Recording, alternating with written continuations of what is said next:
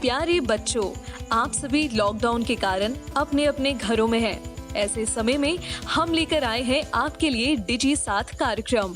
इसके माध्यम से आप प्रत्येक दिन सोमवार से शुक्रवार तक पूर्वाह्न 10 से 12 तथा अपराह्न 1 से 2 बजे तक अपने अपने कक्षाओं के अनुरूप कार्यक्रम देख सकेंगे। स्कूली शिक्षा एवं साक्षरता विभाग, झारखंड। नमस्कार दोस्तों, आज की इस वीडियो में हम पढ़ेंगे बहुपद, जिसको इंग्लिश में पॉलिनोमियल्स कहते हैं। तो आज की वीडियो में हम पार्ट 5 पढ़ेंगे। चलिए देखते हैं पार्ट 5 में क्या पढ़ना है हमें। बहुपदों के लिए विभाजन एल्गोरिथम। तो चलिए देखते हैं विभाजन एल्गोरिथम।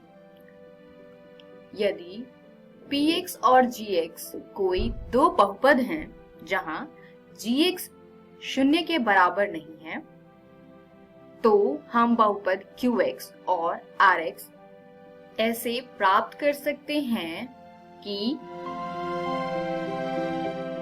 px बराबर gx गुने में qx जमा rx हो, यानी px बराबर में gx into qx plus rx है। विभाजन एल्गोरिथम के हिसाब से px भाज्य है, gx भाजक है, qx भागफल है तथा rx शेषफल है। चलिए उदाहरण देखते हैं। एक 2x वर्ग प्लस 3x प्लस 1 को x प्लस 2 से भाग दीजिए और विभाजन एल्गोरिथम की सत्यता की जांच कीजिए। तो चलिए भाग देते हैं। 2x का वर्ग प्लस 3x प्लस 1 भाज्य है तथा x प्लस 2 भाजक है। अब हमें इस x में ऐसी संख्या से गुना करना है ताकि 2x का वर्ग आ जाए। तो अगर मैं x में 2x से गुना करूं तो 2x का वर्ग आ जाएगा। इसीलिए ये 2x हमारा भागफल होगा। अब इस 2x से हम x प्लस 2 में गुना करेंगे तो हमें प्राप्त होता है 2x का वर्ग जमा 4x। तो इसको हम लिखेंगे भाज्य के नीचे। अब घटा करने के लिए हमें इसके साइन को बदलना होगा, तो हम प्लस की जगह पर माइनस लिखेंगे तथा यहाँ पर क्योंकि कोई साइन नहीं है तो इसका अर्थ है कि यहाँ प्लस है, इसीलिए यहाँ पर भी माइनस लिखेंगे। अब अगर मैं 2x वर्ग में से 2x वर्ग को घटा दूं तो आंसर 0 आएगा। इसी प्रकार 3x में से अगर 4x घटाऊं तो माइनस का x आएगा। प्लस हम ऊपर से ये 1 नीचे लिख लेंगे। अब इस x में हमें ऐसी संख्या से गुना करना है ताकि माइनस का x आ जाए। तो अगर मैं -1 से x में गुना करूं तो माइनस का x आएगा। अब -1 से x प्लस 2 में गुना करने पर माइनस का x माइनस का 2 आएगा। आगे अब हम फिर से इसके साइन को चेंज करेंगे। माइनस जो है वो प्लस में बदल जाएगा तथा फिर से ये माइनस का साइन है तो ये भी प्लस में बदल जाएगा। अब माइनस के x में प्लस का x करने पर आंसर 0 आएगा तथा प्लस के 1 में प्लस का 2 करने पर प्लस का 3 आएगा, यानी ये जो प्लस का 3 है वो शेषफल है। तो चलिए अब हम विभाजन एल्गोरिथम की सत्यता की जांच करते हैं।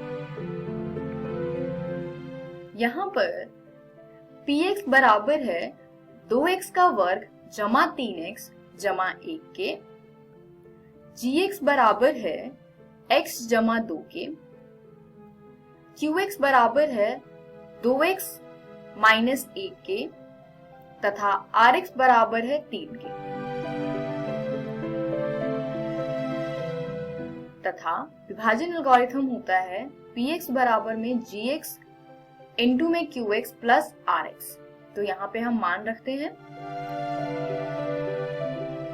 px, gx, qx तथा rx का। तो ये आएगा 2x का वर्ग प्लस 3x प्लस 1 बराबर में x प्लस 2 गुने में 2x माइनस 1 प्लस 3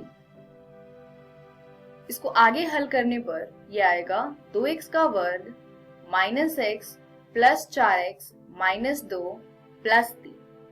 इसको आगे हल करते हैं हम तो ये आएगा 2x का वर्ग जमा 3x जमा 1। तो आप देख सकते हैं कि px का मान जो है वो बराबर आ गया है gx into qx plus rx के। तो यहाँ से विभाजन एल्गोरिथम की सत्यता की जांच हो गई है, दोनों बराबर हैं। इसी के साथ ये वीडियो समाप्त होती है। इस वीडियो में हमने सीखा कि विभाजन एल्गोरिथम में px का मान बराबर होता है gx गुने में qx जमा rx, जहां पर px भाज्य है, gx भाजक है, qx भागफल है तथा rx शेषफल है। अगली वीडियो में हम कुछ प्रैक्टिस क्वेश्चंस करेंगे। धन्यवाद।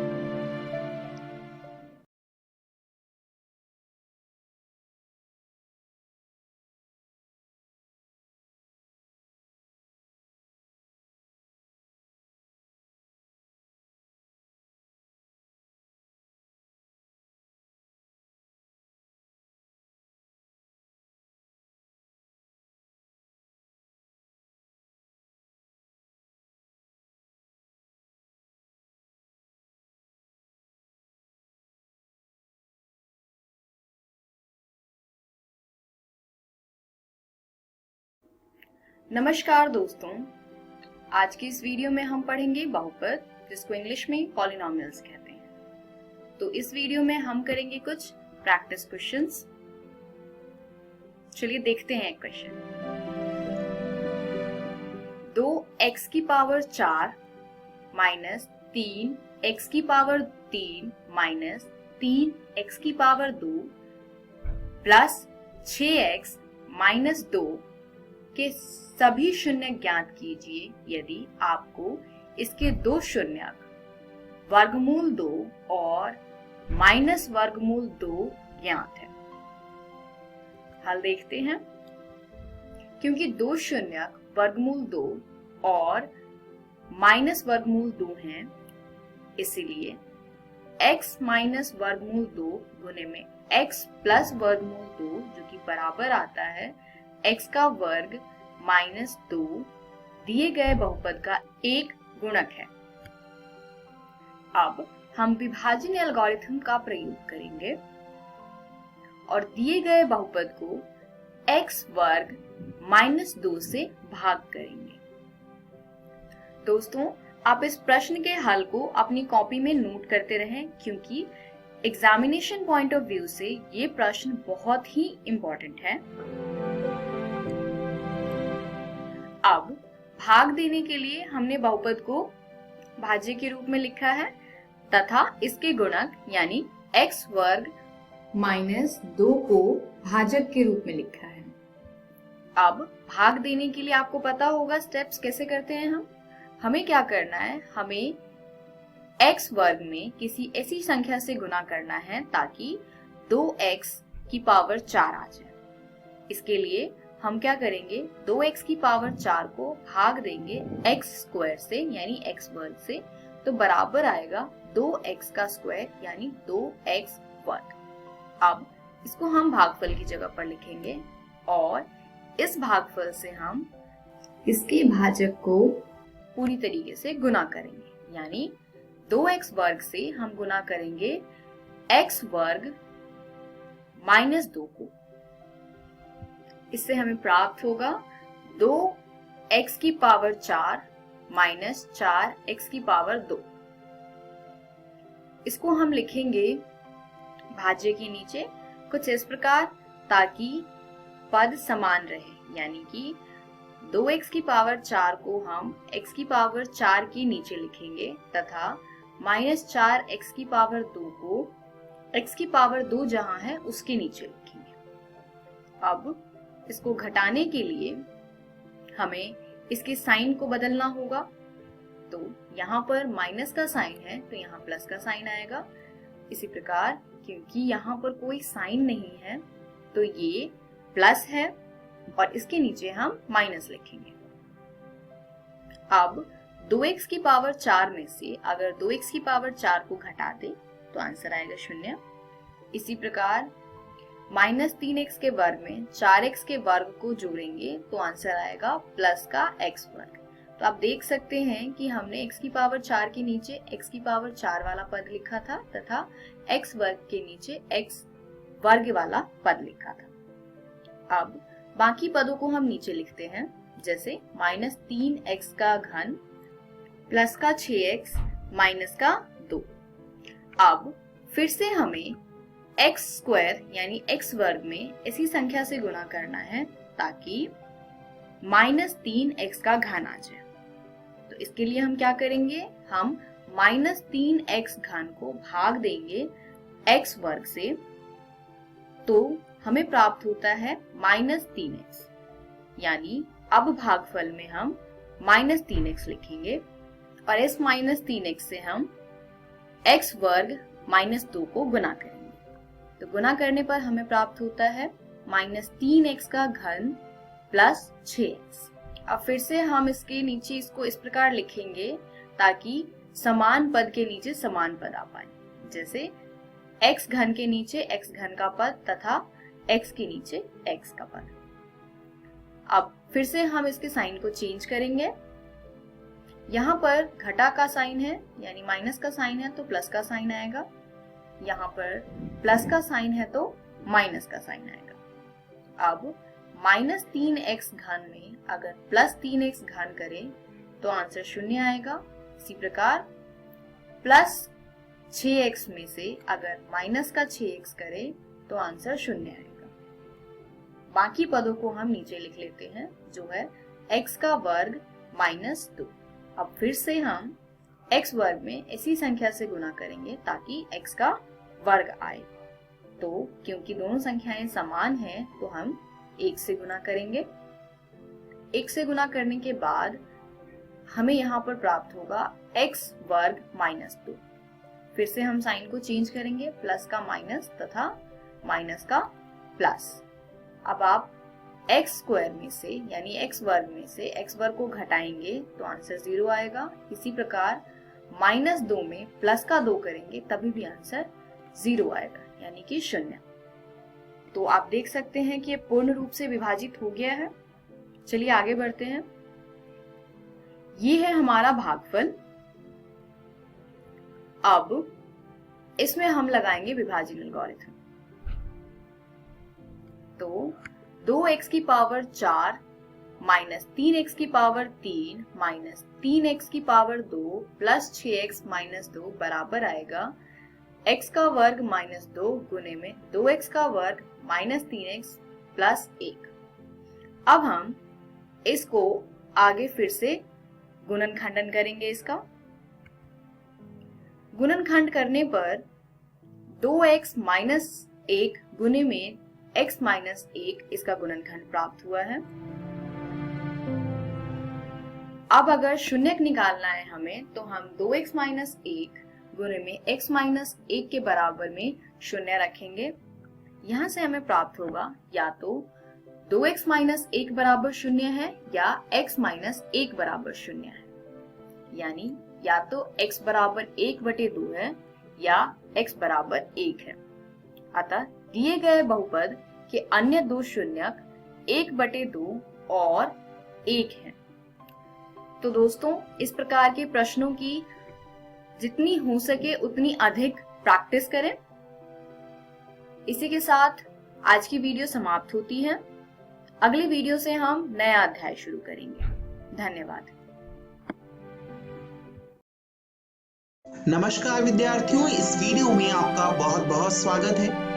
आज हम बाल गोविंद भगत नामक पाठ के तीसरे वीडियो को देख रहे हैं और इस पाठ के लेखक हैं राम वृक्ष बेनीपुरी। आइए शुरू करते हैं ये वीडियो और जानते हैं कि आज की इस वीडियो में हम क्या पढ़ने वाले हैं। क्यों आज की इस वीडियो में हम पढ़ेंगे बाल गोविंद भगत के संगीत का माधुर्य। ये संगीत इतना मधुर है जिसका वर्णन लेखक ने कई बार अपने इस लेख में किया है। वीडियो संख्या 2 में भी इसका वर्णन किया गया है। लेखक इसी संगीत के माधुर्य का वर्णन करते हुए आगे कहता है कि भादों की रात है और बहुत ही तेज बारिश हुई थी और वह खत्म हो गई। बिजली की जो तड़प है यानी बिजली कड़क रही थी और दादुरों की और झिल्लियों की, जो मेंढक होते हैं उन्हें दादुर कहते हैं, तो उनकी जो आवाजें हो रही थी वो इस परिदृश्य में बाल गोविंद भगत का जो संगीत है वो नहीं रुक सकता। वे गा रहे हैं और गा कैसे रहे हैं? हाथों में खंजड़ी लेकर। और ये खंजड़ी क्या होती है? ये खंजड़ी दरअसल भजन कीर्तन करने के काम आने वाला एक वाद्य यंत्र है। वो इसे बजा रहे हैं और गा रहे हैं। गीत के बोल लेखक लिखता है, गोदी में पियवा चमक उठे सखिया चहुक उठे। इस पूरी की पूरी पंक्ति की व्याख्या में लेखक आगे लिखता है और कहता है कि अंधेरी रात में जब ये गाना गाया जा रहा है और जो बाल गोविंद भगत के संगीत का ये जो स्वर है वह लोगों को निस्तब्ध किया हुआ है, यानी लोग जो है बहुत ही ठहर गए हैं और उस संगीत को सुन रहे हैं। और ऐसे में बाल गोविंद भगत गा रहे हैं, जाग रहे हैं। लेखक ने यहाँ पर बाल गोविंद भगत के संगीत का बहुत ही प्रभावी चित्रण किया। आइए अब हम आगे देखते हैं कि लेखक ने और क्या कुछ कहा है। जानने से पहले आइए उस दृश्य को देख लेते हैं जिसका वर्णन लेखक कर रहा था। स्क्रीन पर जो आप चलचित्र देख रहे हैं, इस चलचित्र में आप देख रहे हैं किस प्रकार बारिश हो रही है और इतने सुहावने मौसम में बाल गोविंद भगत का संगीत मन को शांति देने। आगे लेखक कहता है कि कार्तिक मास आते ही बाल गोविंद भगत प्रभातियां गाते। अब ये प्रभातियां क्या हो? प्रभातियां दरअसल प्रभात यानी जो पहले दूसरे प्रहर में गाया जाने वाला जो गाना होता है उसे कहते हैं, यानी भोर में गाया जाने वाला गाना। तो कार्तिक मास में वे सुबह सुबह उठते थे और स्नान को जाते थे। कहाँ जाते थे स्नान को? गंगा नदी के पास। और नहा धोकर आते थे और अपनी खंजड़ी लेकर वहीं पर पोखर के पास बैठकर टेरने लगते थे। टेरने का मतलब होता है रटना, यानी गाने को गाने लगते थे। यहाँ पर आप बाल गोविंद भगत का भक्ति भाव देख सकते हैं। और ये जो मौसम है, कार्तिक का ये जो मौसम है, इस मौसम में बहुत ही ठंड है, दांत के ठिठाने वाली ठंड है, पर बाल गोविंद भगत कमजोर नहीं है। वो गया, सुबह सुबह उठा, जब रहस्यमय वातावरण था, जब सारा वातावरण बहुत ही अजीब मालूम पड़ रहा था क्योंकि अभी सूरज ही नहीं निकला था, मात्र शुक्र तारा निकला था, ध्रुव तारा निकला था। उसी वातावरण में, उसी रहस्यमय वातावरण में जाकर बाल गोविंद भगत अपनी भक्ति साधना कर रहे हैं। यहाँ पर आप देख सकते हैं कि जो भगत हैं वो बाल गोविंद भगत हैं, वे गाते गाते इतने मस्त हो जाते हैं कि ऐसा लगता था जैसे मानो वह उठकर अभी नाचे।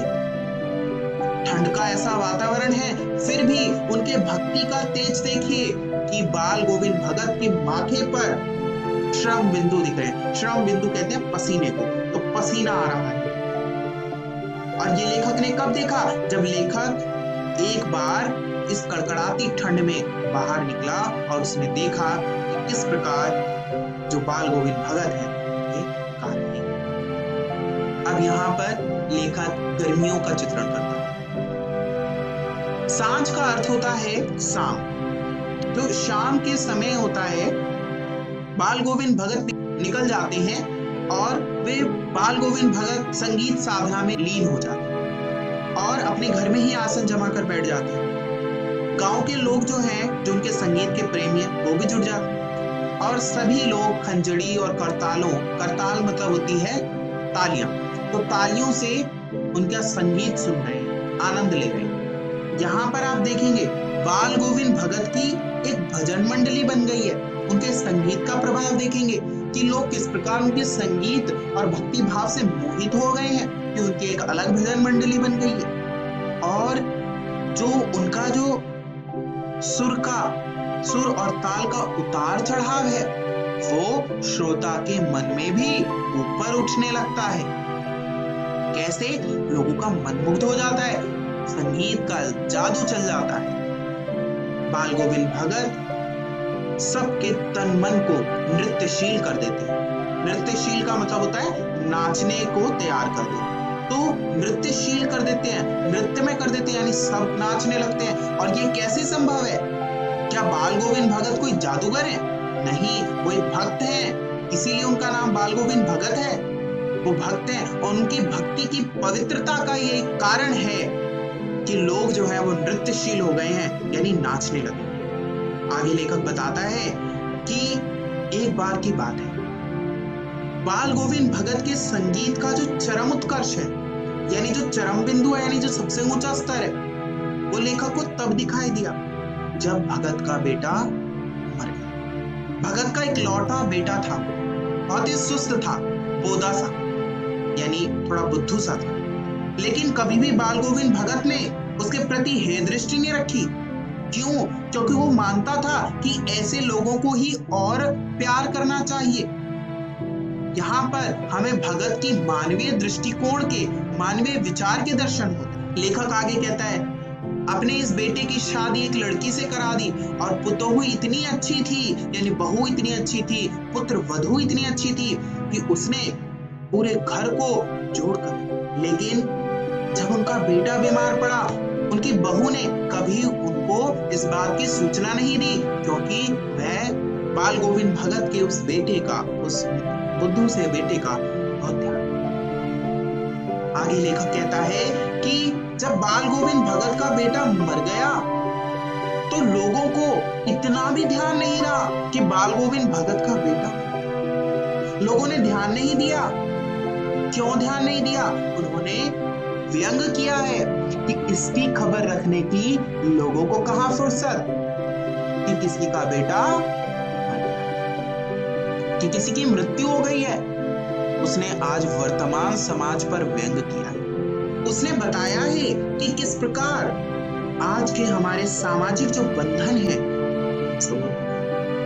आइए विद्यार्थियों, अब वक्त है जानने का कि आज की इस वीडियो में आज की इस वीडियो में हमने जाना कि बाल गोविंद भगत की संगीत साधना कैसी, साथ ही लेखक की रचना शैली जो है उसकी क्या क्या विशेषता है। मुझे आशा है कि घर पर जाकर इस पाठ को पढ़कर आप दिए गए प्रश्नों का उत्तर लिखने का प्रयास करेंगे। साथ ही अगली वीडियो देखने के लिए आप शेष पाठ पढ़कर आएं। इस वीडियो को देखने के लिए बहुत बहुत धन्यवाद। नमस्कार विद्यार्थियों, इस वीडियो में आपका बहुत बहुत स्वागत है।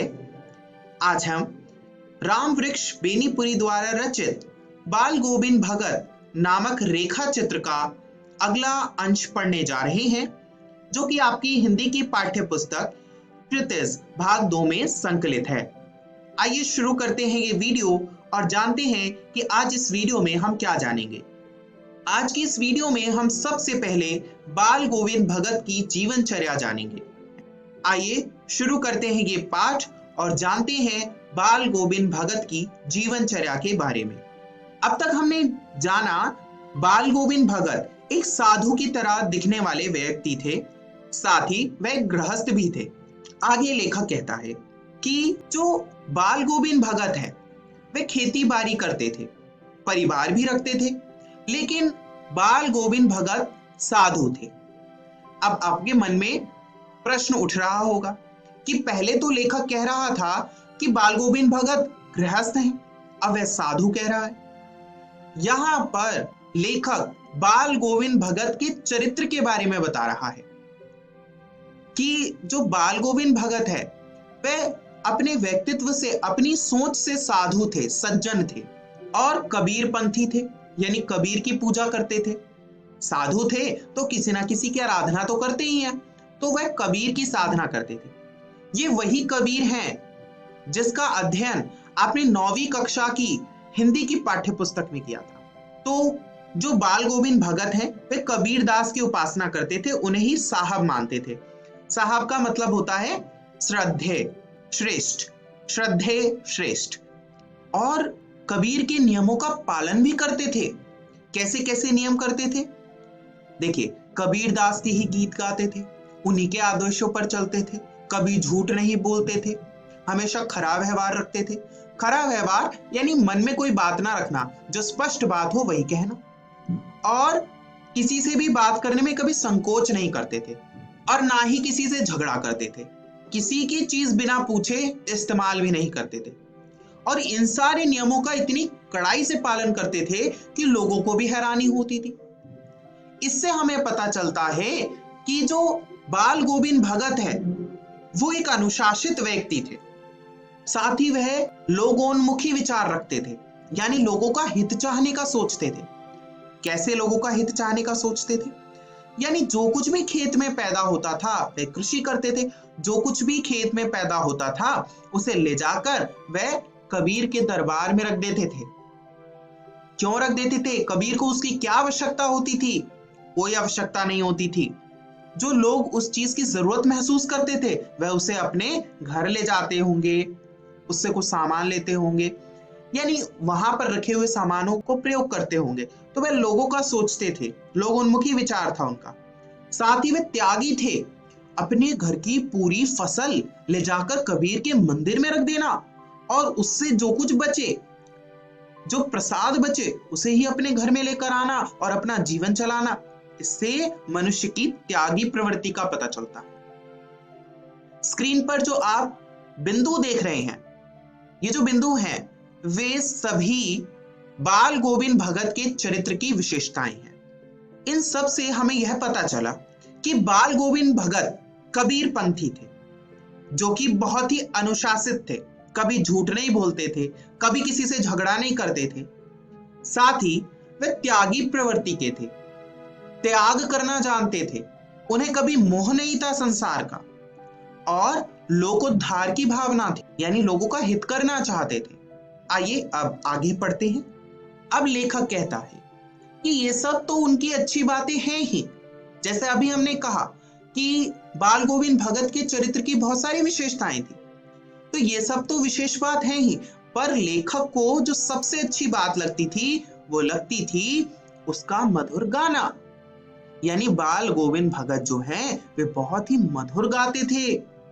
और यहां पर आगे लेखक कहता है कि जो आषाढ़ की बारिश हो रही है, रिमझिम बारिश हो रही है और चारों ओर खेतों में चारों ओर हरियाली छाई हुई है, हल चल रहे हैं, रोपनी चल रही है और ऐसे में जो आसमान है वो बादल से घिरा हुआ है, धूप नहीं है, ठंडी ठंडी प्रवाही चल रही है और जो बाल गोविंद भगत हैं वो अपने खेत में काम कर रहे हैं, कीचड़ से लिपटे हुए शरीर में रोपनी कर रहे हैं।